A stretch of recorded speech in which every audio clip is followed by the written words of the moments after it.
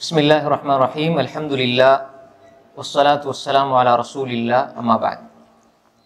அன்புக்குரிய சகோதரர்களே, நம்முடைய உள்ளத்தை பரிசுத்தப்படுத்துவது என்று சொல்கின்ற பொழுது இரண்டு பகுதிகள் கொண்டு நாம் பரிசுத்தப்படுத்த வேண்டும். ஒன்று, அந்த உள்ளத்தில் இருக்கக்கூடிய கழிவுகள், அதில் இருக்கக்கூடிய அழுக்குகள், குப்பைகள் அகற்றணும். இரண்டாவது பகுதி அலங்கரிக்க வேண்டும். அமல்களை கொண்டு அலங்கரிக்க வேண்டும். இப்ப இந்த பகுதியில நாம் எந்த ஒரு அமலை எடுத்துக்கொண்டாலும் அதுக்கு நேர்மாற்றமான ஒன்று இருக்கும். உதாரணமாக, ஒரு மனிதன் தொழுகிறான் என்றால் அது மூமினுக்குரிய அடையாளம். தொழுகை விடுறான், தொடர்ந்து விட்டு வருகிறார் என்றால் அதை ரசூலுல்லாஹி ஸல்லல்லாஹு அலைஹி வஸல்லம் வேற விதமா சொன்னாங்க. யார் தொழுகை வேண்டும் என்று விடுகிறார்களோ அவர் காஃபிராகி விடுகிறார். அது மாதிரி ஒரு இறை விசுவாசிக்கும் காஃபிருக்கும் இடையில வித்தியாசம் இருக்குது. இறை விசுவாசியுடைய லைஃப் ஸ்டைல், வாழ் ஒழுங்கு வேறு, காஃபிருடைய வாழ் ஒழுங்கு வேறு. எல்லா விஷயத்திலுமே ஒரு முஃமின் தனித்துவமானவன். எல்லா விஷயத்திலுமே ஒவ்வொரு முஃமினும் தனித்துவமானவர்கள். பொதுவாக முஃமின் அவனுக்கென்று சில கோட்பாடுகள், நம்பிக்கை, அவனுக்கென்று சில ஒழுங்குகள், வரையறைகள் எல்லாம் இருக்குது. இப்ப நாங்க தஸ்கிய உள்ளத்தை பரிசுத்தப்படுத்துவதாக இருந்தால், அடிப்படை ஒரு மனிதனுடைய வாழ்க்கையின் அவன் அடிமைத்துவம் என்பதனுடைய இரகசியமே ஒரு மனிதனுடைய உள்ளத்தில் ஏற்படுகின்ற கலப்பற்ற எண்ணம். அதுக்கு பேர் தான் சொல்லுங்க, இஹ்லாஸ். அதுக்கு பேர் தான் என்ன? இஹ்லாஸ். எப்படி ஒரு உடம்புக்கு ரூஹ் முக்கியமோ, ரூஹ் இல்லாட்டி உடம்புக்கு என்ன பேர்? மய்யித். இபாதத்தினுடைய ரூஹ் இஹ்லாஸ். இபாதத்தினுடைய ரூஹ். அப்ப இபாதத்துல ரூஹ் இல்லைன்னா என்ன அர்த்தம்? இபாதத்து மய்யத்து, அதுக்கு பெருமதியே இல்லை. எப்படி உடம்பினுடைய ரூஹ், ஜசதுக்கு ஜிஸ்ம், ஜசத் உடம்பு, அதுக்கு ரூஹ் இருக்குதோ, எப்படி முக்கியமோ, ரூஹ் இல்லாட்டி அந்த மனிதன் மையித்தோ, அது மாதிரி இபாதத்துக்களினுடைய அடிப்படை, அதனுடைய ஆன்மா, அதனுடைய உயிர் இஹ்லாஸ். இப்ப இந்த இஹ்லாஸ் என்பது இபாதத்துல மட்டுமல்ல, இபாதத்தில் அடிப்படை. அதாவது உபூதியா, அதாவது நான் ஒரு அடிமை என்றால் நான் ஒரு முஹ்லிஸ். நான் ஒரு அடிமை என்பதை நிரூபிக்கிறதுக்கான அடிப்படை ஒரு இரகசியம் தான் முஹ்லிஸ். நான் உள தூய்மையோடு வாழ்பவன். தௌஹீதில் உள தூய்மை, இபாதத்தில் உள தூய்மை, முஆமலாத்துல உள தூய்மை, முஆஷராத்துல உள தூய்மை, ஹுஸ்னுல் குலுக்ல உள தூய்மை, தஅவாவுல உள தூய்மை. இதெல்லாம் என்ன? அகீதாவுல, ஈமான்ல உள தூய்மை இருந்தால் அவன் முஃமின். இபாதத்துல உள தூய்மை, நோன்பு பிடிக்கிறாரு, தொழுகிறார், ஜகாத் கொடுக்கிறார், ஹஜ் செய்கிறார், உள தூய்மையோட இஹ்லாஸோட இருக்கிறார், முஃமின். முஆமலாத், கொடுக்கல் வாங்கல் விஷயத்துல ஊருக்கு உலகத்துக்காக இல்ல, அல்லாஹ்வுக்காக வேண்டி கொடுத்த கடனை திருப்பி கரெக்டா கொடுக்கிறார், முஆமலாத்துடைய விஷயத்துல கரெக்டா இருக்கிறார், அவர் இஹ்லாஸோடு செயல்படுகிறார், முஃமின். முஆஷராத், குடும்ப வாழ்க்கையில மனைவியோட நல்ல முறையில் நடந்து கொள்கிறார், பிள்ளைகளுக்கு செய்ய வேண்டிய கடமைகளை செய்கிறார். அப்ப முஆஷராத்துல அவர் இஹ்லாஸோடு பேணினால், இஹ்லாஸோடு வாழ்ந்தால் அவர் முஃமின். ஹுஸ்னுல் குலுக், நல்ல பண்புகளில் நடிக்கிறது இல்லை. ரெண்டு முகமுடையவன் ரசூலை எச்சரிச்சாங்க, இங்கால ஒரு மாதிரி அங்கால ஒரு மாதிரி. அப்ப எல்லா நேரத்திலும் உள தூய்மையோடு வாழக்கூடியவர், நட்பண்புகளில் இஹ்லாஸ். அதே மாதிரி தஅவா செய்கிறார் அல்லாஹ்வுக்காக. புகழ்வர்கள் புகழ்கிறார்கள், இகழ்றவங்க இகழ்றாங்க, செய்யறது அல்லாஹ்வுக்காக வேண்டி இருந்தால் தஅவாவுல இஹ்லாஸ். அப்ப இந்த எல்லா வாழ்க்கை, இஸ்லாம் இதுதான், எல்லா பகுதிகளும் இஸ்லாத்தினுடைய வணக்க வழிபாடுகள் எல்லாமே இதுக்குள்ள வந்துடும். இப்ப நம்பிக்கை சார்ந்த விஷயம் ஈமான், அகீதா, தொழுகை, நோன்பு, ஜகாத், குர்ஆன் ஓதல் எல்லாம் இபாதா. முஆமலாத், கொடுக்கல் வாங்கல், கடன் எல்லாமே அதுக்குள்ள வந்துடும். முஆஷராத், குடும்ப வாழ்க்கை, உறவு, அம்மா அப்பா, அத எல்லாம் வந்துடும். எங்கட நட்பண்புகள், ஹுஸ்னுல் குலுக், அன்பா நடக்கிறது, இரக்கம் காட்டுறது, உண்மை பேசுறது, அது மாதிரி தாவா, நாங்க அழைக்கிறது, எல்லாமே இஸ்லாத்தோட எல்லா பகுதி. இந்த எல்லா பகுதிகளும் சேர்ந்து இது எல்லாவற்றிலும் நான் அல்லாஹ்வை வணங்குகிறேன் என்ற அந்த உபூதியத், அடிமைத்துவம், அதனுடைய சிறு இரகசியம் தான் இஹ்லாஸ். புரிஞ்சுக்கிட்டீங்களா? இந்த சப்ஜெக்ட் புரிஞ்சுக்கிட்டீங்களா? அப்ப இஹ்லாஸ் எங்க வரணும்? இஹ்லாஸ் எங்க வரணும்? வாழ்க்கையில வரணும். வாழ்க்கையில வரணும். எங்களுடைய வாழ்க்கை இஹ்லாஸாக, இஹ்லாஸுடைய வாழ்க்கையாக மாறணும். எந்த இபாதத்தில் இஹ்லாஸா இருக்கிறார், ஆனா வேற பகுதியில் இஹ்லாஸ் இல்ல, உள தூய்மை இல்ல, ஏன்னா நஃப்ஸ தஸ்கியா பண்ண இயலாது. இந்த இஹ்லாஸ் என்பது எடுபட்டு போனால் அங்க என்ன குடிகொள்ளும் தெரியுமா? என்ன குடிகொள்ளும்? முஹஸ்துதி, ரியா, முஹஸ்துதி, நிஃபாக், நயவஞ்சகத்தனம் குடிகொள்ள ஆரம்பிக்கும். இந்த ரியா நிஃபாக்க தூக்கி வெளியே போடணும், இஹ்லாஸ கொண்டு வரணும். அத நஃப்ஸ், அப்ப அதனுடைய அஸ்திவாரம் சீராகும். புரியுதா உங்களுக்கு? இப்ப நஃப்ஸுக்குள்ள பெரும்பாலும் நிரம்பி இருக்கிறது நான் நீங்க எல்லாரும், எல்லா மனிதனிடத்திலும் இயல்பாக முஹஸ்துதியினுடைய அந்த வாடை இருக்கிறது, முஹஸ்துதியினுடைய வாடை இருக்கிறது. அதே மாதிரி நடிப்பு, நிஃபாக், அது ஷைத்தான் நம்மள நாங்க அதை நினைக்காட்டியும் ஒரு கட்டத்துல ஷைத்தான் எங்களோட விளையாடுற ஒரு கட்டம் தான் அது. நல்லா இபாதத் செய்வார், மறைஞ்சு மறைஞ்சு இபாதத் செய்வார். அந்த மறைஞ்சு மறைஞ்சு இபாதத் செய்யறத வச்சு ஷைத்தான் வழிகெடுப்பான். எப்படி வழிகெடுப்பான் தெரியுமா? நீ மறைஞ்சு மறைஞ்சு செய்யற இபாதத், நீ எவ்வளவு பெரிய இஹ்லாஸான ஆள் தெரியுமா? அந்த இஹ்லாஸுக்குள்ளே பெருமையை கொண்டு வந்துருவான் ஷைத்தான்.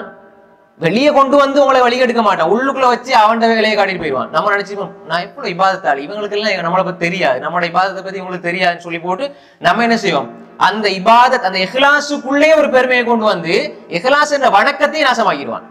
அப்ப வண்டியில ஏதாவது பிழையா இருந்தா அதை மாத்திக்கலாம், இது பண்ணலாம். இன்ஜினியர்ஸ் பிழை ஆயிருச்சுன்னா என்ன செய்யறது?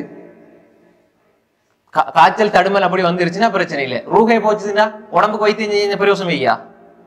பிரயோசனம் வைக்குதா? சரியா புரிஞ்சுக்கணும். இஹ்லாஸ் என்பது எப்படி இருக்கணும், அது எப்படி மாறும்? ஷைத்தான் இஹ்லாஸை வச்சே வழிகெடுப்பான். நான் மறைஞ்சு மறைஞ்சு செய்யறேன், நான் நினைச்சு, அதாவது இதை யாருமே பார்க்க இல்லை என்று சொல்லி யாருமே பார்க்காம இருக்கிறத வச்சு நம்முடைய உள்ளத்துல ஒரு பெருமையை உண்டாக்கி அந்த பெருமையை வச்சு விளையாடுறதுக்கு அவனுக்கு நேரம் போகாது, குயிக்கா முடிச்சிடுவான். அதனால நம்ம இதை சரியாக புரிந்து கொள்ள வேண்டும். இஹ்லாஸ் என்பது மனித வாழ்வின் அடிப்படை, மனித வாழ்வின் அடிப்படை. இப்ப நீங்க என்ன தெரியுமா செய்யணும்? இது பயான் மாதிரி மாஷாஅல்லாஹ், இந்த உற்சாகத்தோட இருக்கிறீங்க, நல்லா கேட்கறீங்க, ரொம்ப சந்தோஷம். ஆனா இதுல நீங்க இப்ப மைண்ட்ல இதை கேட்கும் பொழுது நீங்களும் நானும் என்ன செய்யணும்டா, எனக்கு இஹ்லாஸுக்கு என்னென்ன தடைகள் இருக்குது, இஹ்லாஸை ஏற்படுத்துறதுக்கு எனக்கு என்னென்ன தடைகள் இருக்குதுங்கிறத மைண்ட்ல எடுக்கணும், மைண்டுக்குள்ள எடுக்கணும். எடுத்து போட்டு அந்த இஹ்லாஸ் இப்ப நான் பேச பேச பேச அதுக்கான தீர்வு இன்ஷா அல்லாஹ் ஓரளவு கிடைச்சுக்கிட்டே இருக்கும். அப்ப நம்ம வந்து இஹ்லாஸை முழுமையா படிக்கும் பொழுது படிச்சாச்சு அப்படின்னு நினைச்சிடக்கூடாது.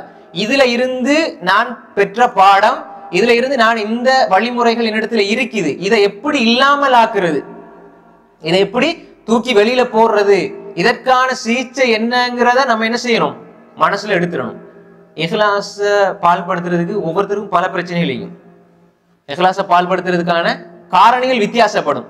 இப்ப ஒரு ஆள் வந்து அவருடைய இஹ்லாஸ் பேணுதலாக இஹ்லாஸ அவர் எடுத்துக்கொண்டே இருப்பார், ஆனால் அவரை வழிகெடுக்கிறதுக்கு ஷைத்தான் ஒரு விதமாக கையாளுவான், அவரை இன்னும் ஒரு ஆளை இன்னும் ஒரு விதமாக கையாளுவான். உதாரணமாக வீட்டுல தொழுதுகிட்டு இருப்பார், தொழுதுட்டு இருக்கும் பொழுது அவர் தனியே தான் தொழுதுட்டு இருப்பார். ஆனா புள்ள வந்து வாப்பாட தொழுகை பார்க்கணும் உட்கார்ந்து பார்த்தால் அந்த அவருடைய தொழுகை ஏற்கனவே இருந்ததை விட கொஞ்சம் மேல போச்சுது, கூடிச்சு என்றால் அப்ப என்ன அர்த்தம்? அங்க இஹ்லாஸ் போதாது. ஏனென்றா இந்த தூய்மையாக அல்லாஹ்வுக்காக வேண்டி செஞ்சிருந்தா அந்த புள்ள வந்ததோட மாறாது. உங்களோட நடவடிக்கை மாறுதாக இருந்தா நம்ம நினைப்போம் பிள்ளைக்கு நல்லா படிச்சு கொடுக்கணும், நாங்க முதல்ல படிக்கணும் இஹ்லாஸ், நம்ம பிள்ளைக்கு படிச்சு கொடுத்தா கரெக்டா தொழணும், அப்படியே இல்ல. நம்ம ஒழுங்கா தொழுகையை ஒழுங்கா தொழுதாத்தான் அது சரியாக ஏற்றுக்கொள்ளப்படும் என்பதை படிச்சு நாங்க அமல் செய்யல. ஆனா புள்ள வந்துட்டானே, அப்ப பிள்ளைக்கு படிச்சு கொடுக்கணும் நல்ல நோக்கத்துலதான் நம்ம செய்வோம். அந்த நல்ல நோக்கம் எப்படி இருக்கும் தெரியுமா? அல்லாஹ் முன்னுக்கு வச்சிருக்கா, அல்லாஹ் ஒன்ன வணங்குறேன், சரியா வணங்க வேண்டிய நான் இப்ப நான் சரியா வணங்காம நான் என்ன பிள்ளைக்காக வேண்டி இந்த இபாதத்துடைய மெத்தட இந்த முறையை நான் மாத்துறேன், கொஞ்சம் நீட்டுகிறேன், கொஞ்சம் குனிறதுல சரியா இருக்கிறேன், சுஜூதுல இருக்கிறது சரியா இருக்கிறேன் அப்படின்னு ஒரு மாற்றத்தை கொண்டு வரது இருக்குதே, இது கலப்பற்ற வணக்கம் அல்ல. அதாவது கலப்பற்ற வணக்கம், இது தூய்மையான வணக்கம் அல்ல. இது கலப்பு சேர்ந்த வணக்கம், கலப்பற்ற வணக்கம் அல்ல. என்னதா தூய்மையான வணக்கம், கலப்பற்ற எந்த ஒருவருக்கும் யாரையும் சேர்க்காம தூய்மையாக நீங்க கலப்பற்ற உள்ளத்தோடு செய்கின்ற வணக்கங்கள் மட்டும் அல்லாஹ்வுக்குரியது. புரியுதா உங்களுக்கு? அதை மட்டும்தான் அல்லாஹ்வுக்குரியது. அல்லாஹ் எப்படி சொல்லணும் பாருங்க, சூரா ஜுமர் 2வது வசனத்தில் அல்லாஹ் தஆலா சொல்லும் பொழுது இன்னா அன்ஸல்னா இலைக்கல் கிதாப பில் ஹக்கி ஃபஅபுதில்லாஹ முக்லிஸல் லஹுத்தீன், நாங்க நபியே உங்களுக்கு குர்ஆனை சத்திய வார்த்தைகளை கொண்டு குர்ஆனை இறக்கி வச்சிருக்கிறோம் சொல்லி போட்டு அல்லாஹ் சொல்றான் ஃபஅபுதில்லாஹ, அல்லாஹ் வணங்குங்க, முக்லிஸல் லஹுத்தீன், மார்க்கம் வழிபாடு எல்லாம் அவனுக்கே உரித்தானே தூய உள்ளத்தோடு, அதாவது தூய உள்ளத்தோடு நீங்க அல்லாஹ் வணங்குங்க. முக்லிஸன், அஹ்லஸ யுக்லிஸு, இஹ்லாஸ், முக்லிஸ். முக்லிஸ்னா யாரு? தூய உள்ளத்தோடு அல்லாஹ்வை வணங்குவார். அப்ப அல்லாஹ் சொல்றான் ஃபஅபுதில்லாஹ, அல்லாஹ் வணங்குங்க, முக்லிஸன், முக்லிஸாக, லஹுத்தீன், அவனுக்கே கட்டுப்பட்டு அவனுக்கு மாத்திரம் இபாதத்தை கொடுத்து அவனுக்காக மாத்திரம் நீங்க செயல்படக்கூடியவராக சொல்லி போட்டு அல்லாஹ் 3வது வசனத்துல சொல்றான் அலா லில்லாஹி தீனுல் ஹாலிஸ், அலா லில்லாஹி தீனுல் ஹாலிஸ், அறிந்து கொள்ளுங்கள் அல்லாஹுக்கே பரிபூரணமான மார்க்கம் அல்லாஹுக்கே உரித்தானது. இது நேரடியான அர்த்தம். இமாம் தபரி ரஹ்மத்துல்லாஹி அலைஹி, இமாம் தபரி யாரு? மிக முக்கியமான தஃப்சீர் தபரி, இமாம் இப்னு ஜரீர் அத்-தபரி அவர்கள் இதுக்கு விளக்கம் சொல்லும் பொழுது என்ன சொல்றாங்க என்றால் அலா லில்லாஹி தீனுல் ஹாலிஸ், அல்லாஹ்வுக்கே அந்த கலப்பற்ற மார்க்கம் உரியது என்ற வாசகத்துக்கு அவங்க விளக்கம் என்ன சொல்றாங்க என்றால் எப்படி அதை புரிஞ்சு கொள்ளணும்? அலா லில்லாஹில் இபாதா, அல்லாஹ்வுக்கு மட்டுமே வணக்கம், அவனுக்கு மட்டும்தான் வணக்கம் செய்யணும், வேற யாருக்கும் செய்யக்கூடாது. அந்த வணக்கத்தில் வேற யாரையும் சேர்த்து விடக் கூடாது. அலா லில்லாஹில் இபாதா வத்தா, வழிபடுவது கட்டுப்படுவது அல்லாஹ்வுக்கு மாத்திரம், வஹ்தஹு லா ஷரீக லஹ், அவனுக்கு மாத்திரம், அதுல இணை யாருக்கும் கிடையாது, யாரையும் கூட்டு சேர்த்து விடக்கூடாது, யாரையும் நாங்க அதுல சேர்த்து விடுவதற்கு அருகதை கிடையாது இபாதத்துடைய விஷயத்துல. உதாரணமாக இபாதத்தில் ஒன்று அல்லாததை வணங்குவது ஷிர்க். ஒரு அல்லாஹ் இடத்துல அல்லாஹ்வுக்கு நெற்றியை சஜிதாவில் வைக்க வேண்டியவர் சமாதி இடத்துல போய் சஜிதாவில் வைத்தால் அது ஷிர்க். அல்லாஹ் இடத்துல கேட்க வேண்டியவர் சமாதி இடத்துல கேட்டால் அது ஷிர்க். அதே மாதிரி தான் அல்லாஹ்வுக்காக வேண்டி செய்ய வேண்டிய வணக்கத்தில் இன்னும் ஒருவருடைய ஈர்ப்பை சேர்ப்பதும் நல்லா புரிஞ்சுக்கணும், மறைமுகமான ஷிர்க். அவர் பாருங்க, நமக்கு முதல் பகுதி ஓகே ஷிர்க் தான், 2வது பகுதியில இருந்து நிறைய நம்ம எங்களோட உள்ளத்தை எங்களோட நஃப்ஸை பக்குவப்படுத்தணும். அவர் பார்க்கிறாரு, முதலாளி பார்க்கிறாரு, ஈவன் நம்முடைய தொழில் விஷயத்துல இருந்தாலும் சரி 7:30க்கு நம்ம போகணும். சில விதிவிலக்குகள் மாற்றங்கள் பிளெக்சிபிள் அது வேற விஷயம், நெகிழ்வுத்தன்மை அது வேற விஷயம். கரெக்டா இருக்கு, நீங்க நடிக்கிறது தானே, வேலைக்கு 7:30 போகணும், 7:32 போயிட்டாரு, 7:32 போயிட்டாரு, பொஸ் பார்க்க இல்ல சந்தோஷப்படுறாரு, அல்லாஹ் பார்த்துட்டு இருக்கிறான். 7:30னா நீ 7:30க்கு போறதுக்கு தான் உங்களுக்கு சேலரி கிடைக்கும். இந்த 2 நிமிஷம் நீ செய்யறது மிகப்பெரிய அநியாயம். வயலுல்லில் முத்தஃபிஃபீன், அளவு நிறுவையில் மோசடி செய்வர்கள் நாசம் உண்டாகட்டும்டா நிறுத்து கொடுக்கிறது மட்டுமல்ல, அல் ஐபரா பி மூவி லஃப்துலா பி ஹுசூஸி ஸபப், விதி. அதாவது அல் ஐபரா கோட்பாடு சொல்லுவாங்க என்னடால் உசூல்ல லஃப்து எதை குறிக்குதோ அதை தான் புரிஞ்சு கொள்ளணும். அந்த காரணி அந்த குறித்த விஷயத்தை வச்சல்ல, அது வியாபாரத்தை பத்தி பேசும், வேற விஷயங்களோட பேசும். ஆனா எதை பத்தி பேசு? அளவு நிறுவை. இப்ப நீ தொழிலில் நீ எடுக்கிற சம்பளத்துக்கு நீ வேலை செய்யறியா? 7:30 போற 7:32 35 40 சொனங்கி லேட்டாய் போற பொசுக்கு தெரியாது என்று சொன்னால் நீ வாங்குற சம்பளம் ஹலாலாங்கிறத யோசிக்கொள்ளணும். அதுவும் இந்த வசனத்துக்குள்ள வரும் என்பது தஃப்சீருடைய ஆசிரியருடைய கருத்து. அப்ப நான் ஏன் சொல்றேன்னா இது முஆமலாத்துடைய விஷயத்துல இஹ்லாஸ் இல்ல, அதுலயும் கரெக்டா இருக்கணும். அதே மாதிரி வயலுல்லி குல்லி ஹுமஸத்தில் ஹுமஸா, ஒரு ஆளை பத்தி புறம் பேசுறார், முன்னுக்கு நல்லா பாய் நல்லா இருக்கிறீங்களா, எப்படி உங்களுக்காக அப்படிதான் அப்படிதான் பாய் அப்படிங்குவாரு, பின்னுக்கு போனோடனே அவனா அப்படிங்குவாரு. இப்ப இது எங்க ஹுஸ்னுல் ஹுலுக்ல உள்ள இஹ்லாஸ் இல்லாத தன்மை, இஹ்லாஸ் போன இடமா தான். அப்ப அது இன்னும் பல டேஞ்சரான இடங்களுக்குள்ள உங்களை கொண்டு போகும், பல குத்தங்களை செய்ய வைக்கும். அது கெட்டெண்ணம், அதே மாதிரி கீபா புறம் பேசுறது, துருவி ஆராயிறது என்ற பல கோணங்களுக்குள்ள கொண்டு போகும்.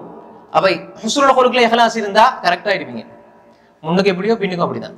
முன்னுக்கு உங்களை பார்த்து சிரிக்கிறேன், பின்னுக்கு உங்களுக்கு துவா செய்யறேன், பாய் நல்லா இருக்கு நீங்க எல்லாம்.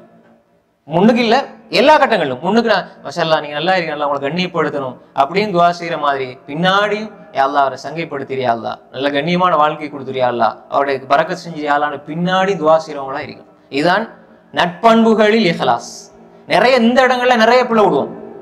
இபாதத்து விஷயம் கொடுக்கல் அடுத்த சைட்ல ஒரு பகுதியில ஒரு 70% சரியா இருப்பார், இந்த பகுதியில நிறைய பிள்ளைகள் வர வாய்ப்பு இருக்குது. நானும் தான் நீங்களும் தான் நம்முடைய நஃப்ஸை பக்குவப்படுத்துவதாக இருந்தால் இப்படி நம்ம புரிஞ்சே ஆகணும். அப்ப பாருங்க, அலா லில்லாஹி தீனுல் ஹாலிஸ் என்று சொன்னால் இபாதத்துடைய விஷயத்துல, வழிபாடுகளுடைய விஷயத்துல, எங்களுடைய அனைத்து விவகாரங்களிலும் அல்லாஹ் ஒருவனுக்குத்தான் என்று வாழ்வதுதான் வாழ்க்கை, இஹ்லாஸுடைய வாழ்க்கை. எதிலையுமே இவருக்காக அவருக்காக என்பது வரக்கூடாது. புரியுதா உங்களுக்கு? ஒருவருடைய பாராட்டு புகழ்ச்சி உங்களுக்குள்ளே ஒரு நன்மை செய்வதில் ஆர்வத்தை ஏற்படுத்துகிறது என்றால் அது முகஸ்துதி. ஒருவருடைய இகழ்ச்சி உங்களுக்கு ஒரு விஷயத்தை செய்வது, ஒரு இபாதத் செய்வதில இருந்து உங்களை பின்னுக்கு எடுக்குது. பேசுறாங்க, திட்டுறாங்க, நான் இதுக்கு கூட அப்படி செய்ய மாட்டேன் என்று நீங்க பின்னுக்கு வாங்குனீங்க என்று சொன்னால் அதிலே மோசடி இருக்கு. புகழ்ச்சியும் இகழ்ச்சியும் எந்த மாற்றத்தையும் ஏற்படுத்தாத உள்ளம் இஹ்லாஸ் உள்ள உள்ளம். இன்றைக்கு போடுவாங்க, நாளைக்கு இகழுவாங்க, அல்லாஹ் பொருந்தி கொண்டா போதும் அப்படின்னு வாழ்ற வாழ்க்கை. அது எல்லா கட்டத்திலையும். ஒரு விவாதத்துல எப்படி இருந்தா நான் யாரையும் திருப்திப்படுத்த நினைக்க மாட்டேன். எங்களுடைய குடும்பத்துல, எங்களுடைய வாழ்க்கையில, வியாபாரத்துல, தொழில, எல்லாத்திலையுமே, நட்புல, உறவுகள், எதிலையுமே, எல்லாவற்றிலும் இந்த இஹ்லாஸை எடுத்துக்கொண்டால், இப்ப நம்ம யோசிக்கணும், இந்த இடத்துல எங்கெங்க நம்ம பிள்ளை விடுறோம், எந்தெந்த இடத்துல நம்ம பிள்ளை விடுறோம். பாவங்கள் ஒரு மனிதனுக்கு, நீங்க செய்யற பாவங்கள் மனிதனுக்கு கொடுக்கிற முதலாவது தண்டனை என்ன தெரியுமா? நல்லா புரிஞ்சு கொள்ளுங்க. இது இப்னு கைம் ரஹிமத்துல்லாஹி அந்த மொத்த புக்கையும் சுருக்கி நான் சொல்றேன். 96 புத்தகம் எழுதுகிறார் அவர், இப்னு தைமியோட மாணவர் ரஹ்மத்துல்லாஹி. சுருக்கி சொல்றேன்டா, பாவங்கள் முதலாவது ஒரு மனுஷனுக்கு கொடுக்கிற மிகப்பெரிய ஒரு தண்டனை என்ன தெரியுமா? அவனை நிம்மதியா வாழ வைக்காது. மனசு வெந்துகிட்டேயும். பொறாமை ஒரு மனுஷனுக்கு கொடுக்கிற மிகப்பெரிய தண்டனை என்ன தெரியுமா? அவனை நிம்மதியா வாழ வைக்காது. கோபம், கடுமையான கோபம் ஒரு மனுஷனை எப்படி, அது முதலாவது கொடுக்கிற தண்டனை என்ன தெரியுமா? அவனை நிம்மதியா வாழ வைக்காது. வெறுப்பு ஒரு மனுஷனுக்கு கொடுக்கிற மிகப்பெரிய தண்டனை என்ன தெரியுமா? அவனை நிம்மதியா வாழ வைக்காது. பாவங்களை விடுவதில் முதலாவது கிடைக்கிற நன்மை, நீ உன் மனசை நிம்மதியா வைத்து விடுகிறாய். கொஞ்ச நேரம் நீ வெறுப்பதனால் அந்த வெறுப்பு என்பது உள்ளத்துல கொதிக்கும் பொழுது உனக்குள் தான் முதலாவது மாற்றம் ஏற்படுத்துறது. அவனுக்கு அது எஃபெக்ட் ஏற்படுத்தாது. அவன் எப்படிப்பட்டவனை பொறுத்து அதுல மாற்றம் விளங்கும். அவங்க தானே போனா, எதையும் கண்டுகொள்ளாம போனான்டா, நீ 15 நிமிஷம் நீ தான் வெந்து போவாய். அவனுக்கு எதுவுமே கணக்கு இருக்காது. ஒரு மனம் பலவீனமாக இருக்கிற நேரம் பழிக்கு பழி வாங்க துடிச்சுக்கிட்டே இருக்கும். பலமாகும் பொழுது குற்றங்களை மறக்க ஆரம்பிக்கும். அது எப்ப விவேகத்தோட செயல்படுமோ அப்ப கண்டும் காணாம போக ஆரம்பிச்சிடும். கடைசி நிலை என்ன? கண்டும் காணாம போறேன்னா அது குற்றமாவே நான் பார்க்க இல்லை, அது உள்ளத்துக்கு மகிழ்ச்சியை தரும். முதல் பகுதி ரொம்ப மனசுக்கு காயத்தை ஏற்படுத்தும். பழிக்கு பழி வாங்குறது, மன்னிச்சிருங்க, கண்ணியம் வரும், நிம்மதி கிடைக்கும். 2வது மறந்துருங்க, அப்பயும் வரும். ஆனால் அதை நீங்க கண்டுட்டீங்க, பார்த்துட்டீங்க, அந்த குறைய தேடிட்டீங்க, ஆனா மன்னிச்சிருங்கன்னா அந்த ஃபெஸ்ட்டுக்கு அந்த வலி இல்லாட்டியும் அந்த வலியினுடைய முகவரியை உங்களுக்கு அறிவித்து விட்டு தான் அது போகும். சில விஷயங்களை கண்டுக்காமலே இருக்கிறீங்க. நான் சொல்றது என்னடா, பொறுப்பான இடத்துல இருந்து அல்ல, சில விடயங்கள் நமக்கு தேவை இல்லைங்கிறா கண்டுக்காம போறோம். எல்லா குறைகளையும் தேடி பாய் நீங்க அப்படியா, நீங்க இப்படியா. உங்களுக்கு நம்ம பெரும்பாலும் என்னடா, நல்ல விஷயங்கள் சொல்லும் பொழுது நல்ல விடயங்களை பார்த்தா அப்படி கண்டுக்காம போவாங்க. குறைகளை கண்டுட்டா 4 பேருக்கு சொல்லணும் என்பது மனித இயல்பு, பெரும்பாலும் அப்படிதான். அதை மாத்தணும். அப்ப இஹ்லாஸ் என்பது ஒரு மனிதன உள்ளத்துல வந்தால் முதலாவது அவனுக்கு கிடைக்கிற பரக்கத், அவனுக்கு கிடைக்கிற சன்மானம், மன நிம்மதி கிடைக்கும். இன்னொரு விஷயம் என்னடா, நான் ஏன் இந்த மனம் சம்பந்தமா, உள்ளம் சம்பந்தமா சொன்னேன்டா, ஒரு மனிதனுக்கு எந்த பாவத்தை நீங்க செஞ்சாலும் அது மனிதனை நிம்மதியா வாழ வைக்காது. மூலா கொடுக்கப்படுற கிடைக்கிற அது என்ன, அது நேரடியா குர்ஆன்ல சொல்லப்படி, வமன் அஅரத அன் திக்ரி ஃபஇன்ன லஹு மஈஷத்தன் லங்கா. நெருக்கடியான வாழ்க்கை, திக்ர்னா என்ன, அல்லாஹ் தந்த இந்த குர்ஆன் ஹதீஸை புறக்கணிக்கிறது. அதே மாதிரி மன் அமில ஸாலிஹன் மின் தக்ரின் அவ் உன்ஸா வஹுவ முஃமின் ஃபலனுஹியன்னஹு ஹயாத்தன் தய்யிபா. மனமான வாழ்க்கை, சாலிஹான அமலோட, சாலிஹான அமலுக்குள்ள எல்லாம் வரும். வரதா? மன் அமில ஸாலிஹன் மின் தக்ரின், சொல்லுங்க, ஹைர். அப்ப ஒரு சாலிஹான அமல் செய்யக்கூடிய ஒரு மனிதன் ஈமான் கொண்டு சாலிஹான அமலோட வாழ்ந்தால் அவருக்கு அல்லாஹ் தஆலா என்ன செய்வான்? ஃபலனுஹியன்னஹு ஹயாத்தன் தய்யிபா. ஹைர். இப்ப இந்த இடத்துல இன்னும் ஒரு விஷயத்தை நம்ம புரிஞ்சுக்கணும் என்றால், அப்ப என்ன ஒரு காரியம் இஸ்லாத்துல சொல்லப்பட்ட அடிப்படையான தன்மைகள், அது ஒரு மனிதனுக்கு வாழ்க்கையில் அமைதி நிம்மதியை கொடுக்கும். பாவத்தின் பால் நீங்க போனா முதலாவது அந்த பாவம் கொடுக்கிறது உங்களுக்கு நிம்மதியை வாழ்க்கையில தராது. அதனாலதான் இந்த இஹ்லாஸ் என்பது இது அடிப்படையான ஒரு அம்சம். எல்லா மனிதனுடைய வாழ்க்கையினுடைய அடிப்படை இதுதான், இஹ்லாஸ் தான். மூமின்கள் அதை உணர்கிறார்கள், செய்கிறார்கள். இப்ப நான் என்னுடைய ரப்புக்காக செய்கிறேன் என்று உணர்கிறான் ஒரு மனிதன். அந்த நேரத்துல உள்ளத்துல வார எண்ணம் இஹ்லாஸ், அது மன நிம்மதியை தரும். எப்பொழுது இது அவருக்கு இவருக்குன்னு சொன்னால், இப்ப அல்லாஹ் 100 பாவங்கள் நீ செய்துவிட்டு 101 செய்துவிட்டு 102வது கட்டத்துல கையை உயர்த்தினால் 101 அழிச்சிடுவான், 102 அழிச்சிடுவான். இது அல்லாஹ்வுடைய ரஹ்மத். நீ பாவங்களே செய்துவிட்டு ரஹ்மத்துடைய எல்லையை பாருங்க, முழுக்க முழுக்க பாவம் செய்ய விட்டாய், ஏதோ அல்லாஹ்வுடைய ஒரு அருளால் கடைசியில கலிமா சொன்னா எல்லாம் அழிச்சிடுவான். இது அல்லாஹ்வுடைய ஒரு அருள். அதனால அல்லாஹ் தண்டிக்க மாட்டான்னு நம்ம என்ன செய்யக்கூடாது, நிராசைய இந்த நம்ம மேலெண்ணத்தோட ஆதரவோட இருந்துடக்கூடாது. இது ஒரு ரஹ்மத்தை பத்தி சொல்ற விஷயம். சரிதானே? இப்படிப்பட்ட அல்லாஹ் ரப்புல் ஆலமீன் அவனை திருப்திப்படுத்துறது நமக்கு சொல்லப்பட்ட அடிப்படையில லேசான விஷயம். ஆனா மனிதனை திருப்திப்படுத்துறது முடியாத ஒன்று. ஆனா நம்ம எதுக்கு முயற்சி செய்யறோம் என்றால், முடியாத ஒன்றை நோக்கி தான் நம்ம போறோம். அதுதான் நஃப்ஸ் நம்மளை வச்சு விளையாடுற இடம். புரியுதா உங்களுக்கு? நான் என்ன பாவம் செஞ்சாலும் என்ன ரப்பு மன்னிக்க காத்துருக்கிறான், அவன் பக்கம் போறதுக்கு மனசு விடாது. ஆனால் நீ 100 நன்மை செஞ்சிட்டு 101வது ஏதாவது சின்ன மாற்றத்தை செஞ்சா உடனே என்ன செஞ்சீங்க நீங்க, எனக்கு இவ்வளவு ஆழமா பழகுறீங்க அப்படின்னு லாஸ்டா செஞ்சதை வச்சு குத்தி காட்டுறோம் மனுஷன். புரியுதா உங்களுக்கு? அப்ப இவனை திருப்திப்படுத்துறதுல தான் நம்ம என்ன செய்யறோம், நம்மளோட வாழ்க்கையை கழிக்கிறோம். அப்ப எனவே இந்த இடத்துல நம்ம சரியா புரிஞ்சு கொள்ளணும், இஹ்லாஸ் என்பது எப்படி இருந்தால் எப்படி நம்முடைய வாழ்க்கை நிம்மதியாக இருக்கும் என்பதை அடிப்படையில் புரிஞ்சு கொள்ளணும். அல்லாஹ் தஆலா என்ன சொல்றான்னா, மனித வாழ்க்கையினுடைய அடிப்படையை பத்தி சொல்லும் பொழுது, வமா உமிரு இல்லா லியஅபுதுல்லாஹ் முக்லிஸீன லஹுத்தீன் ஹுனஃபா, சொல்லுங்க, வயகீமுஸ் ஸலா வயதுஸ் ஸக்கா, அதுக்கப்புறம் வதாலிக தீனுல் கய்யிமா. ஹைர், மாஷாஅல்லாஹ். வமா உமிரு, அவர்கள் ஏவப்படவில்லை. இவங்க ஏவப்பட்டதெல்லாம் இதுதான். வமா உமிரு இல்லா லியஅபுதுல்லாஹ், அல்லாஹ் வணங்கணும். எப்படி?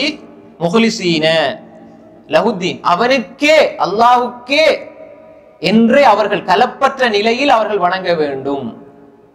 நேரான சீரான பாதையில் இருந்து, நேரான சீரான நிலையில் இருந்து அவர்கள் கலப்பற்ற உள்ளத்தோடு, தூய்மையான உள்ளத்தோடு, எதையுமே கூட்டு சேர்க்காமல் அல்லாஹ்வுக்கு மாத்திரம் உரித்தானது என்று அவர்கள் இபாதத் செய்ய வேண்டும், தொழ வேண்டும், ஜகாத் கொடுக்க வேண்டும். இதுதான் நிலையான மார்க்கம் என்று அல்லாஹ் தஆலா சூரா அல் பையினா 5ஆம் வசனத்துல சொல்றான்.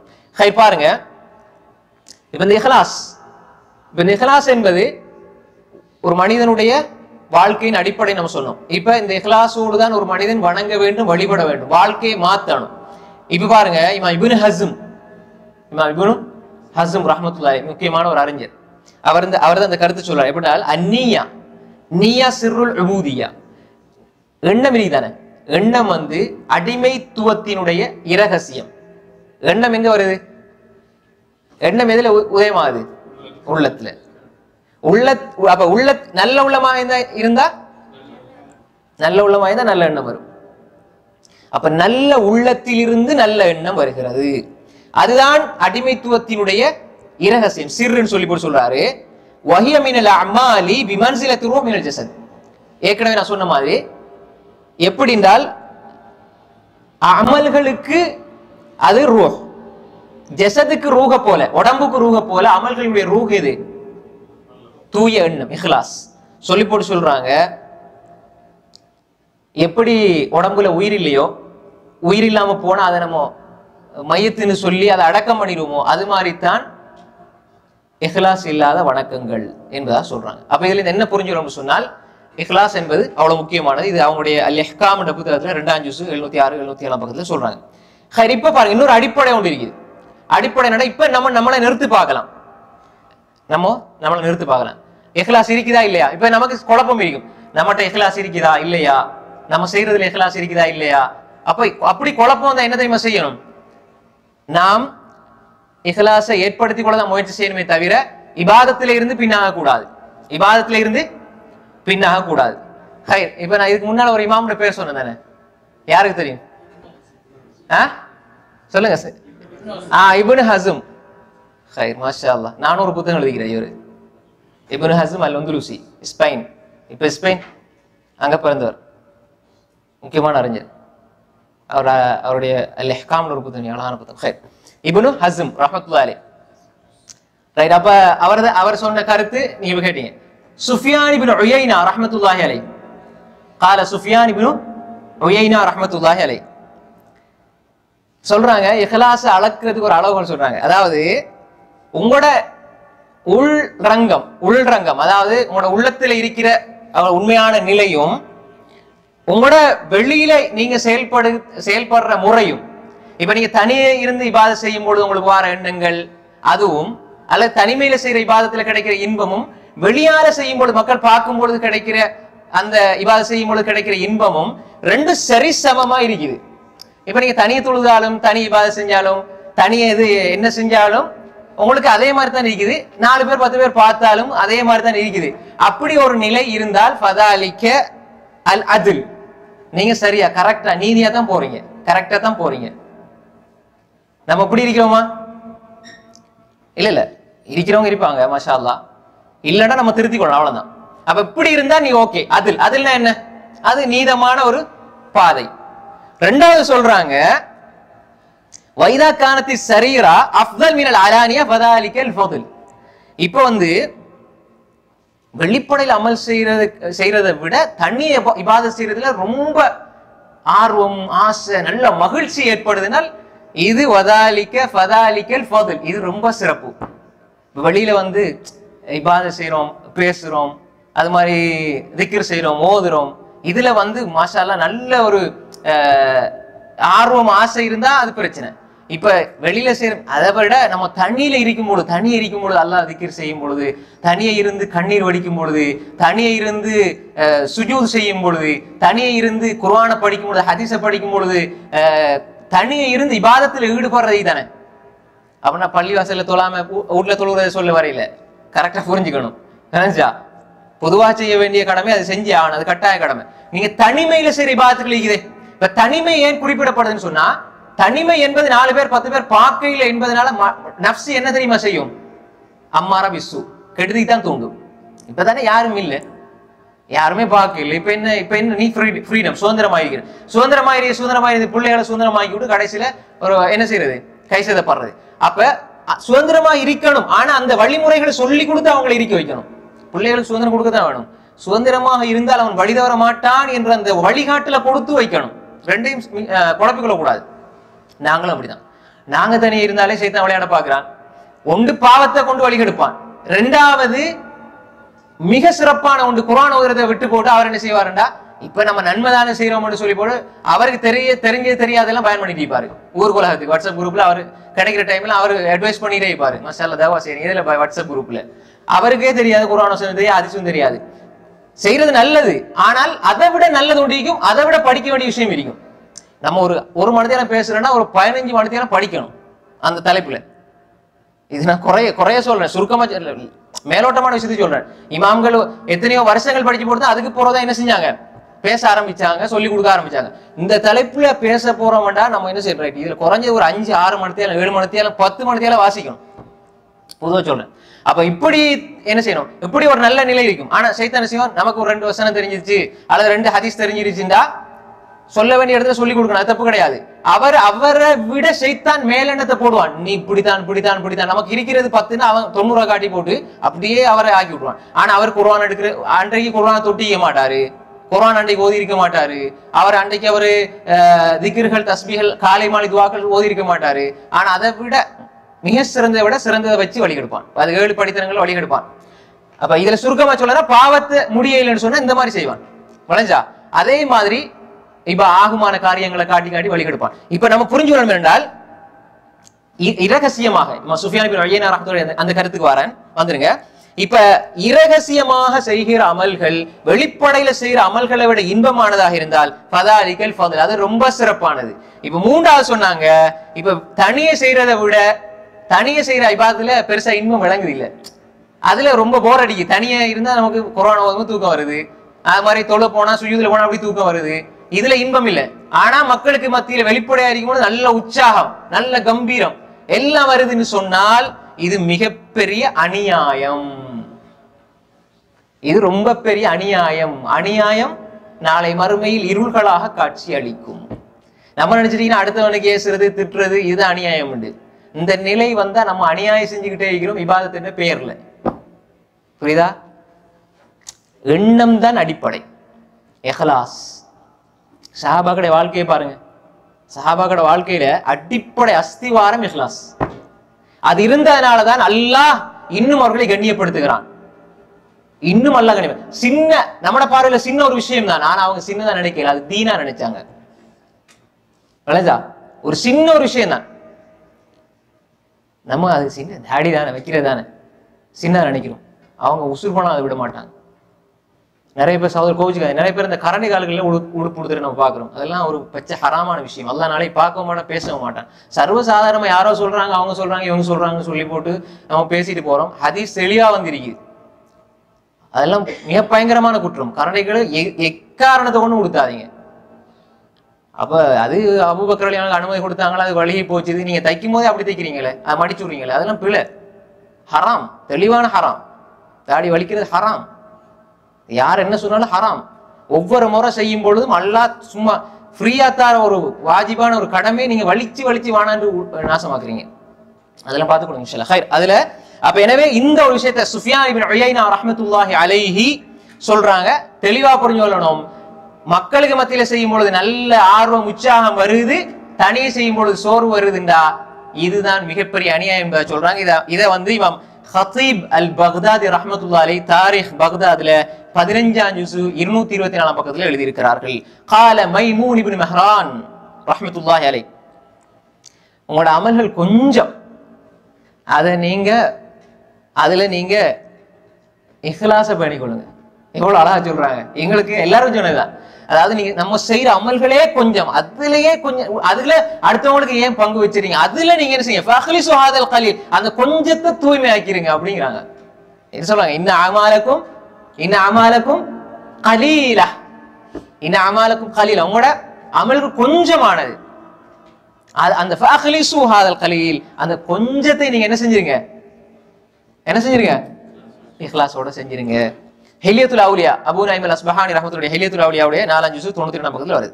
இப்ப பாருங்க, இஹ்லாஸ் இதுதான் அமல் ஏற்றுக்கொள்ளப்படுவதற்கும் நிராகரிக்கப்படுவதற்குமான அடிப்படை. இருந்தால் ஏற்றுக்கொள்ளப்படும், இல்லையா நிராகரிக்கப்படும். இஹ்லாஸ் அதுதான் வெற்றி தோல்வியை தீர்மானிக்கும். இஹ்லாஸ் இருந்தா அமல்கள் அல்லாஹ் ஏற்றுக்கொள்வான்.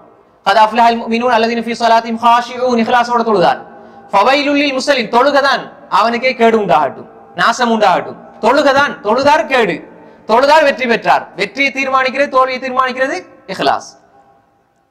தரீக் இலல் ஜன்னah அவின்னார், சொர்க்கத்துக்கான பாதை.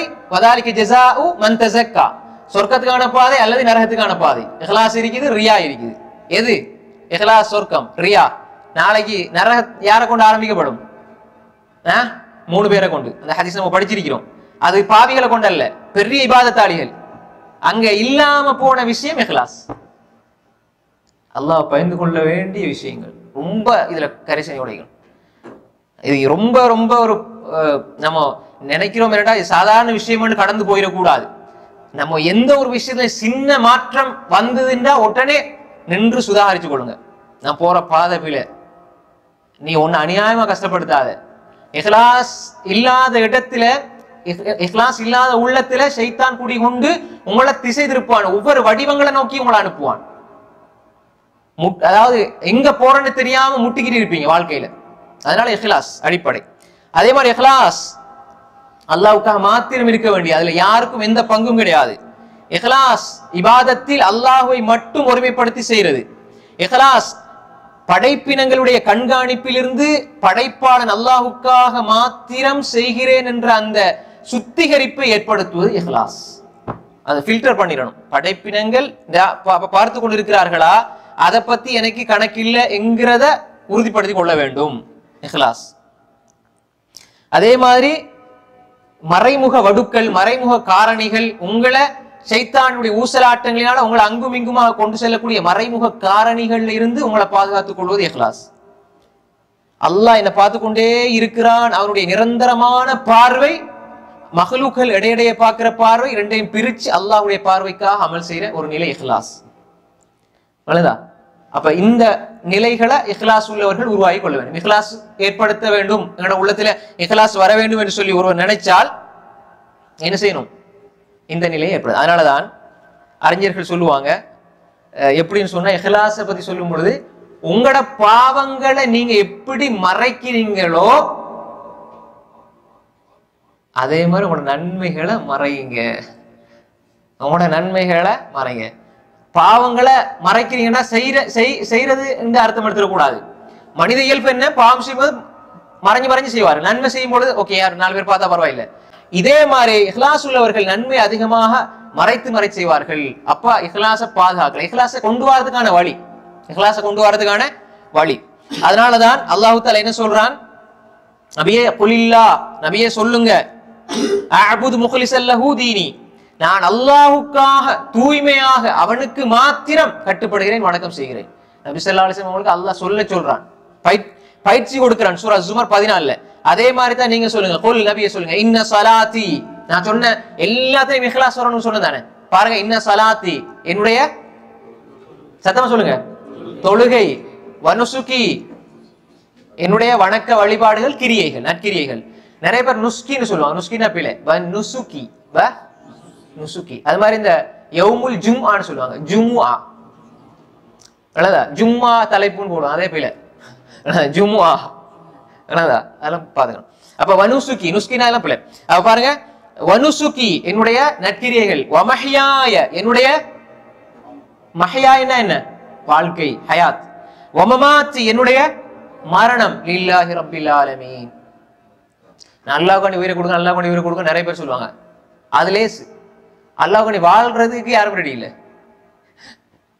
நம்ம சொல்றது ஈமான் உள்ளவங்களுக்கு லேசு, ஈமான் உள்ளவங்களுக்கு மரணம் பெரிய ஒரு, அது அவங்களுக்கு ரொம்ப கஷ்டமானது மூமின்கள். ஆனா வாழ்றதுக்கு அல்லாஹ்வுக்கு வாழ்றது, வாழணும், அல்லாஹ்வுக்கு வாழ்ந்து அல்லாஹ்வுக்கு மரணிங்க. நம்ம என்ன செய்யறதுன்னா, அல்லாஹ்வுக்கே எனது வாழ்க்கை, அதுல யாருக்கும், அது பாருங்க, வனுசுகி வமஹ்யா வமமாத்தி லில்லாஹி ரப்பில் ஆலமீன் லா ஷரீக லஹு, லா ஷரீக லஹு, அதுல யாருக்கும் இணை துணை கிடையாது. இப்ப இந்த வாழ்க்கை அல்லாஹ்வுக்கு அப்படின்னு கொடுத்துட்டு தொழுறது யாருக்கு? அல்லாஹ்வுக்கு. தொழுறது அல்லாஹ்வுக்கு, வாழ்க்கை மனைவிக்கு, வாழ்க்கை மகளுக்கு. இந்த மூத்த மகளுக்கு கல்யாணம் கட்டி கொடுத்தா நான் மொத்த பணம் பரவாயில்லைன்னு சொல்லுவாங்க. அவ என்ன அர்த்தம்னா, வாழ்றது மகளுக்கு, மூத்த மகளுக்கு வயசாயிட்டு இப்ப கல்யாணம் கட்டி கொடுத்துட்டு அதுக்கப்புறம் ஒரு பையன் தான் அவன் பொழைச்சிப்போம். அப்ப என்னமோ வாழ்க்கையை நான் வந்த நோக்கமே ஒரு பிள்ளையை பேத்து கூட கல்யாணம் முடிச்சு கொடுத்துட்டு போறேன். நிறைய பேர் சொல்ல நம்ம பாக்குறோம். அப்ப என்ன அங்க கொடுக்குறோம் வேண்டாம், தொழுகை அல்லாஹ் கொடுக்குறோம், வணக்கத்தை அல்லாஹ் கொடுக்குறோம், வாழ்க்கை யாரு கொடுக்குறோம்? மனைவி கொடுக்குறோம், பிள்ளை கொடுக்குறோம். அப்படிதானே? அல்லாஹ் பாதுகாக்கணும். இல்லா மாஷா அல்லாஹ். அப்ப இந்த இடத்துல நம்ம புரிஞ்சு வரணும் என்று சொன்னால், இன்னும் சில இடங்கள்ல சரியாக நம்ம புரிஞ்சுக்கணும். வாழ்க்கையால் நம்ம அல்லாஹ் வணங்கணும், வாழ்க்கையால் அல்லாஹ்வை வணங்க வேண்டும், வணக்கங்களால் அல்லாஹ் நெருங்க வேண்டும், வாழ்க்கையால் அல்லாஹ்வை வணங்க வேண்டும். அதை நம்ம சரியாக என்ன செய்யணும்? புரிஞ்சு வரணும். நம்முடைய குடும்பம், நம்முடைய, நான் எந்த அளவுக்கு இபாதத் செய்யணும் அந்த அளவுக்கு நம்மளோட குடும்பத்தையும் இபாதத் செய்ய வைக்கணும். என்னுடைய நண்பர் வந்துட்டாருன்னா நம்ம நிறைய வெளியே கூட்டிட்டு போய் சுத்துறோம். ஆனா அதே நண்பரை கூட்டிட்டு வந்து உட்கார வச்சு பயான் கேட்கறது ரெடி இல்லை. ஏன்னா வாப்பா அம்மா வந்திருக்கிறாங்க, ரைட், கூட்டிட்டு வந்து பயான் கேட்க இல்ல மாஷா, நிறைய பேர் அப்படி செய்யறாங்க. பெரும்பாலும் என்ன மாமா வந்திருக்கிறார், என்னோட மச்சினை வந்திருக்கிறார், என்னோட நண்பர் வந்திருக்கிறார், எங்கப்பா என்ன வெளியே சுத்துறோம், இப்ப இந்த 20 நாள் நாங்க வரமாட்டேன், 30 நாள் வரமாட்டேன். அப்ப அந்த 30 நாள் 20 நாள் அவருக்கு மார்க்கத்தை கொடுத்து அவர் நாளைக்கு உங்களுக்கு அல்லா இடத்துல சொல்லுவார், யா அல்லாஹ் நான் சுத்தி பார்க்க வந்தேன், உன்னை பத்தி எனக்கு படிக்க வச்சு அனுப்புனார் யா அல்லாஹ் அப்படின்னு சொன்னா எப்படி இருக்கும்? நாளைக்கு யா அல்லாஹ் அவர் புர்ஜ் கலிஃபா கண்டாரு, உன்னை பத்தி காட்டி தரலையா அல்லாஹ், எவ்வளவு அழகான கிளாஸ் நடந்தது அப்படின்னு சொல்லி நாளைக்கு அல்லாஹில்லா யௌம இதின் பஅதுஹும் லிபஅதின் அது, நேசர்கள் நாளை மறுமையில் எதிரிகளாக இருப்பார்கள். நீங்க நினைச்சிட்டு இங்க உள்ள ஃப்ரெண்ட்ஷிப் அங்க வேலை செய்ய முடியும் இல்ல, நாசமா போனவன். எனக்கு ஒரு பயான கூட்டி வந்து நான் தொழுதிருப்பேனே, ஏன்னா ஒரு வார்த்தை ஒரு ஆளை மாத்துது. நம்ம கண் கூட பார்த்தது அல்லாஹ்வுடைய உதவியால். இப்ப நம்ம சில ஒரு 2-3 கடமைகளை நான் சில சகோதரர்கள்ட்ட கேள்விப்பட்ட விஷயம் தான். சொன்னாரு ஒரு சகோதரர், ஒரு குர்ஆன் வசனங்கள் அந்த ஓதலை கேட்டு நான் தொடர்ந்து பயானுக்கு வரேன்டாரு. இது என்னுடைய அல்ல, யாருடைய இல்லை, இது அல்லாஹ் அவருடைய உள்ளத்துல போட. அவர் சொன்னா ஒரு குர்ஆன் வசனத்தை கேட்டேன். இன்னொரு சகோதரர் சொன்னாரு, என்ன நம்ம வந்து நினைச்சிட்டு இது சின்ன ஒரு விஷயம் உண்டு. ஒரு சகோதரர் சொன்னாரு, நான் இதுவரை ஹதீஸ் மறுப்பு கொள்கையில் இருந்தேன், ஒரே ஒரு உரை உங்களோட சஹாபாக்களை பத்தி பேசினதை கேட்டேன், அப்படி டோட்டல் குடும்பம் நாங்க மாறிட்டோம் தெளிவான கொள்கைக்கு. கேள்விப்பட்ட விஷயம் இது, அங்கங்க அவங்க சொன்னது என்னோட நேரடியா சொன்னது. அப்ப எனவே ஒரு வார்த்தை எந்த இடத்துல யாரை மாத்தும் என்று தெரியாது, எந்த வார்த்தை யாருக்குள்ள போய் தாக்கம் செலுத்தும் என்று தெரியாது. வாழ்க்கையிலே தொழ மாட்டான், ஒரு பயானுக்கு வந்து இருப்பாரு, ஏதோ ஒரு வார்த்தையை அவரை டச் பண்ணும். அல்லாஹ்வுடைய கலாமுக்கு அந்த சக்தி இருக்குது, ரசூலுல்லாஹ் ஹதீஸுக்கு அந்த சக்தி இருக்கு. இன்னும் சில விஷயங்கள் சொல்லலாம், சொல்ல இல்லை, அப்படியெல்லாம் மாற்றங்கள் இருக்கு. நம்ம நினைச்சு கொள்ள கூடாது நம்மளோட நண்பர்களுக்கு அதை காட்டணும், இதை காட்டணும், இதை காட்டணும், இதை காட்டணும், காட்டதான் வேணும். அது தப்புன்னு சொல்ல வரையில. ஆனால் அல்லாஹ் ரசூலையும் இடையில காட்டிருங்க. ஏன்னா நாளைக்கு உங்களை அல்லாஹ்ல மாட்டி கொடுத்துறாண்டா. யோசிச்சு பாரு. அப்ப எனவே அது இஹ்லாஸ் அந்த நட்புல இருந்தா அது வேலை செய்யும். இஹ்லாஸ் நட்புல இஹ்லாஸ் இருந்தா வேலை செய்யும். நம்ம என்ன நினைக்கிறோம், நான் அபூபக்கரை போல, உமரை போல, உஸ்மானை போல, அலியை போல, தல்ஹா, ஜுபைர், ஹம்தலா, உகாஷா, முஆவியா, சாபித் இப்னு கைஸ், ஹமாஸ் ரலியல்லாஹு அஜ்மஈன் இவங்கள போல எல்லாம் நண்பர்கள் மறுமையில வரணும். ஆனா அங்க உள்ள நண்பர்களை பார்த்தா யார மாதிரி அபூ ஜஹல், உத்பா, ஷைபா போல இருப்பாங்க. நவுது பில்லாஹி மின்னா. அப்படிதான் நம்ம நினைக்கிறோம், எடுக்கிறோம். ஏன்னா அவருக்கு குர்ஆன் ஹதீஸை பத்தி பேசினா அவருக்கு பிடிக்காது, இஸ்லாத்தை பத்தி பேசினா அவருக்கு பிடிக்காது. அதனால ஆனாலும் நட்பு தேவை. என்னத்துக்கு அந்த நட்பு தேவை? தொழாதவன் தொழுகைக்கு வான்னு கூப்பிட்டா கோவப்படுறான். என்னத்துக்கு அந்த நட்பு? அல்லாஹ் வெறுக்கிற ஒரு முனாஃபிக்கோட நமக்கு என்ன தொடர்பு? நான் தொழுகையை விடுறதுங்கிறது வேறு. இஸ்லாத்தையே கொச்சப்படுத்துறவன், இஸ்லாத்துல இருந்துகிட்டு கொச்சப்படுத்துறவன், இஸ்லாத்தை கேவலமா பாக்குறோம் முனாஃபிக். சில அறிஞர்கள் சொல்லுவாங்க அது இஸ்திஹ்ஸா குஃப்ர்னு சொல்றாங்க, நிராகரிப்பு. புரியுதா உங்களுக்கு? ஹைர். அப்ப இதை தெளிவாக புரிந்து கொள்ள வேண்டும். அதனாலதான் சூரா அல்-அன்ஆம் குல் இன்ன ஸலாத்தி வ நுஸுகி வ மஹ்யாய வ மமாத்தி லில்லாஹி ரப்பில் ஆலமீன் சூரா அல்-அன்ஆம் 162வது வசனம், 162 அப்படி 163. அதனால இமாம் புகாரி ரஹ்மத்துல்லாஹி அலைஹி அது மாதிரி நீங்க அர்பா நவவியை நம்ம படிச்சோம். முதலாவது ஹதீஸ் என்ன? புகாரில முதலாவது ஹதீஸ் என்ன? மாஷா அல்லாஹ், இன்னமல் அமாலு பின்னியாத், அமல்கள் எல்லாம் நிய்யா, எண்ணங்களை பொறுத்து. எண்ணங்கள் எங்க இருந்து வருது? அதுக்கு உதாரணம் அந்த ஹதீஸ் நம்ம பல தடவை படிச்சதுனால அதை ஞாபகப்படுத்திட்டு போறேன், நீங்க பாத்துங்க. முதலாவது ஹதீஸ்ல பேசியிருக்கிறோம். அப்ப நல்ல உள்ளத்தை பக்குவப்படுத்தினா நல்ல எண்ணங்கள், நல்ல எண்ணங்கள், நல்ல மாற்றங்கள், நல்ல எண்ணங்கள் வரும். நல்ல எண்ணங்கள், நல்ல அமல்கள், நல்ல இபாதத்துகள், வணக்க வழிபாடுகள், இதுல எல்லாம் ரோஹானியத்தை உண்டாகும். ஹைர். பாருங்க, இப்ப பாருங்க, எங்களுடைய அமல்கள் ஒவ்வொன்றும் இன்னமல் அமாலு பின்னியாத் வ இன்னமா லிக்குல்லி இம்ரிஇன் மா நவா, எதை நினைக்கிறோமோ அதை அடைஞ்சுள்ளோம். அப்படித்தானே? எண்ணங்களை பொறுத்து. நீங்க நல்லது செய்றீங்க, தொழுகிறீங்க, தொழுகையே உங்களுக்கு கேடாக அமையும், தொழுகை உங்களை சொர்க்கத்துக்கு கொண்டு போகும். அப்ப தொழுகையை எப்படி செய்துண்டா பாவங்கள். அப்போ தொழுகையில இஹ்லாஸ் இருந்தா சொர்க்கத்துக்கு கொண்டு போகும், இஹ்லாஸ் இல்லைண்டா தொழுகை உங்களுக்கு கேடாக அமையும். அது குர்ஆன்ல நம்ம பார்த்தோம். அப்ப இதுல தெளிவாக நம்ம இருக்கணும். எனவே இஹ்லாஸை உண்டு பண்றதுக்கான வழிகளை நாம் உருவாக்கணும். அதனாலதான் இமாம் இப்னு தைமிய்யா ரஹ்மத்துல்லாஹி அலைஹி சொல்லுவாங்க எப்படின்னா, நீ உன்னுடைய இரகசியமான உன்னுடைய உள்ரங்கத்தை நீ சீராக்க சீராக்க சீராக்க அல்லாஹ் உன்னுடைய வெளிப்படைகளை சீராக்குவான். நம்ம வெளிப்படைகளை சீராக்குறோம், உள்ளத்தை சீராக்குறதை விட்டுறோம். நீங்க உள்ளத்தை சீராக்க சீராக்க சீராக்க வெளியில தெரியற உங்களுக்குரிய பிரச்சனைகள், துன்பங்கள், உங்களோட தோற்றங்கள் எல்லாவற்றையும் அல்லாஹ் சீராக்கி தருவான். நம்மளோட எண்ணம் உள்ளத்தை சீராக்குறதானே தவிர வெளிப்படை சீராக்குறது அல்ல. நீங்க வெளிப்படைய சீராக்க முயற்சி தான் முடியாது.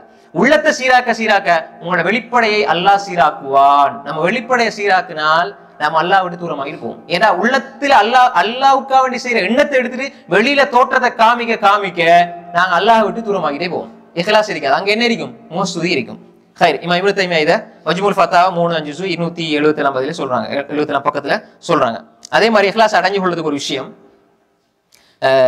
இந்த இஹ்லாஸ் அடைஞ்சு கொள்றதுக்கு நம்ம இதை புரிஞ்சு கொள்ளணும்.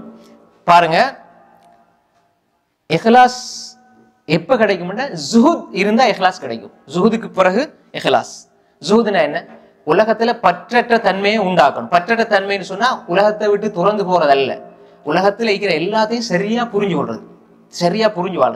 இது உலகத்துக்கு எவ்வளவு முக்கியத்துவம் கொடுக்கணும், அல்லாஹ்க்கு எவ்வளவு முக்கியத்துவம் கொடுக்கணும், குடும்பத்துக்கு எவ்வளவு, அறிவுக்கு எவ்வளவு, இபாதத்துக்கு எவ்வளவு, சரியாக ஜுஹுத். அது அப்படி ஒரு பற்றற்ற தன்மையில நீங்க இருந்தீங்கண்டா இப்ப இந்த நிலை வந்தால் இஹ்லாஸ் உங்களுக்கு கிடைக்கும். ஆனா அந்த ஜுஹுதை எடுத்துக்கொள்றதுக்கு நீங்க இன்னொரு முயற்சி செய்யணும். என்ன செய்யணும்? அது எதுக்கு போற வரும்னா தக்வாக்கு போறதான் வரும்.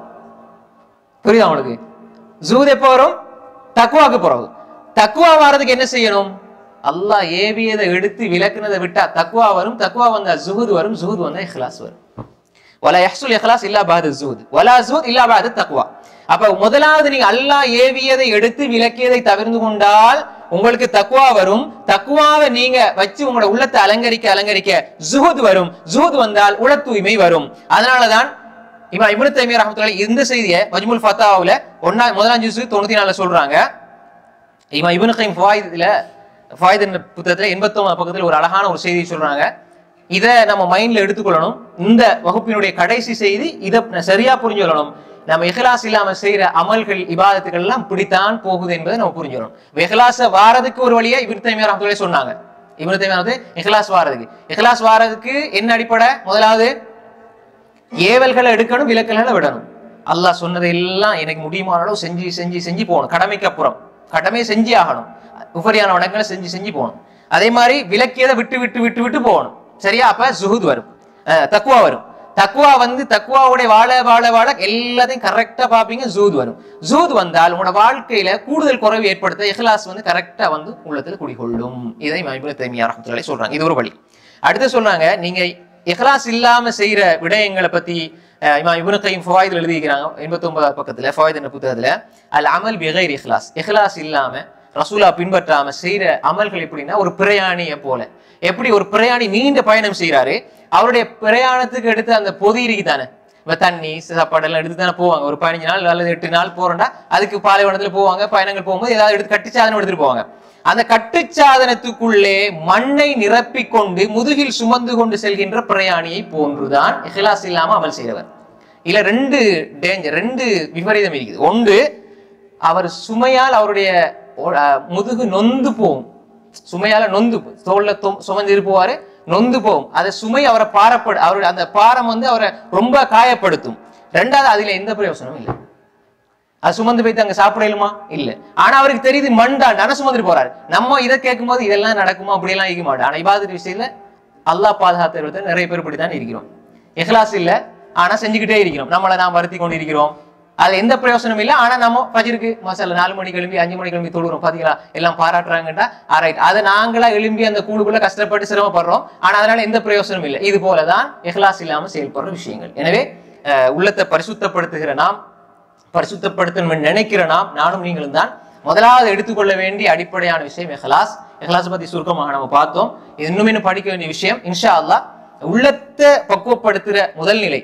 அப்ப அதுல வந்து முஹஸ்ஸுதியை நம்ம இல்லாமல் ஆக்கி இஹ்லாஸ என்ன செய்யும் கொண்டு வர வேண்டும் என்று கொண்டு வந்தால் இன்ஷா அல்லாஹ் அடுத்த பகுதியில நம்முடைய உள்ளங்களை பரிசுத்தப்படுத்தி ஒரு வெற்றிகரமான ஒரு வெற்றி அடைந்த ஒரு பாதையில் நம்ம என்ன செய்யலாம், பயணிக்கலாம். அல்லாஹ் போதுமானவன், அல்லாஹ் உதவி செய்ய போதுமானவன்.